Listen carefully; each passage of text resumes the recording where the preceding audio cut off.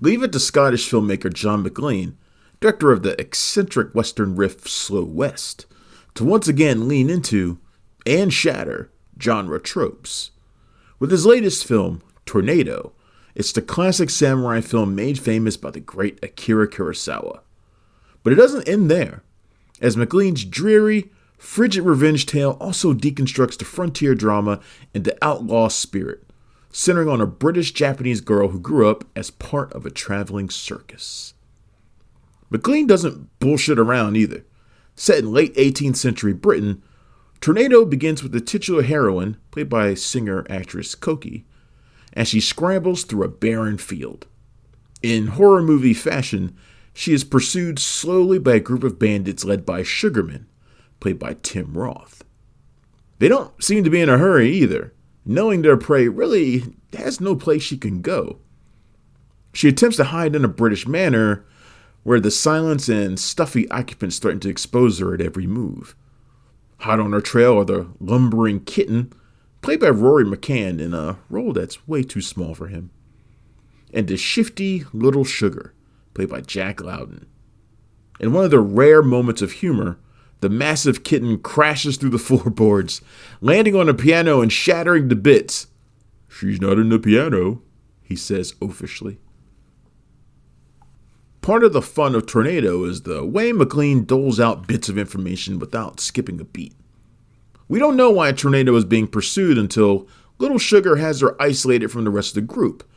And not only do we find out why, but we also discover the depth of his own deceptions.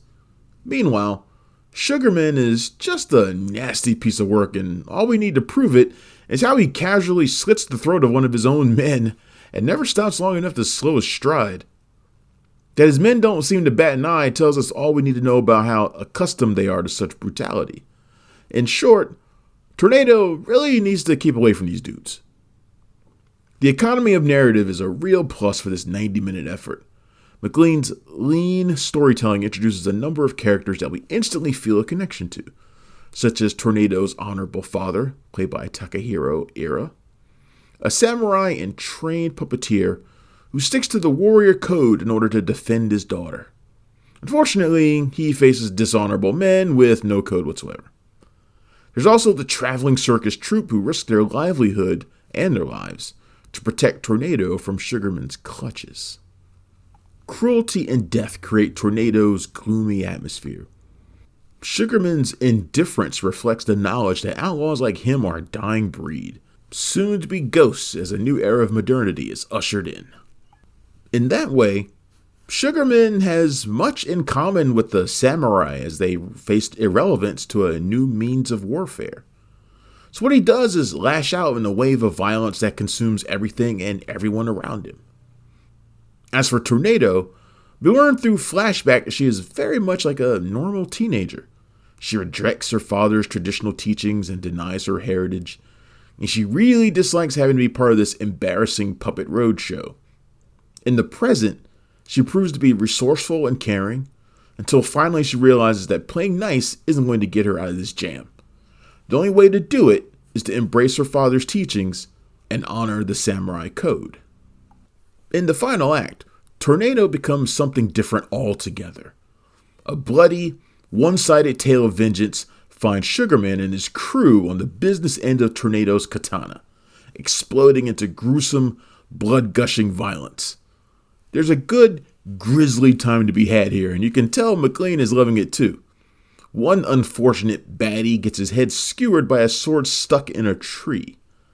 They all underestimate the teen girl to their fatal detriment, and it plays out a little like a poor man's Kill Bill. One thing is clear, and it's that Maclean's resources were too limited to give these scenes the gravitas they deserve, and some of the showdowns suffer from being underwhelmingly short.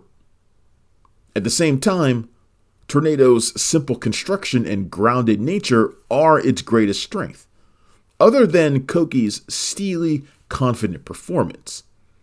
Maclean captures the hopelessness of the time in a brutal coming-of-age revenge fantasy that pays homage to the Kurosawa classics while also forging its own path. Tornado is in theaters now, and it gets a 3.5 out of 5. Thanks for checking out the show. If you like what we're laying down, please subscribe to our channel and click the bell to receive notifications for all of our latest stuff.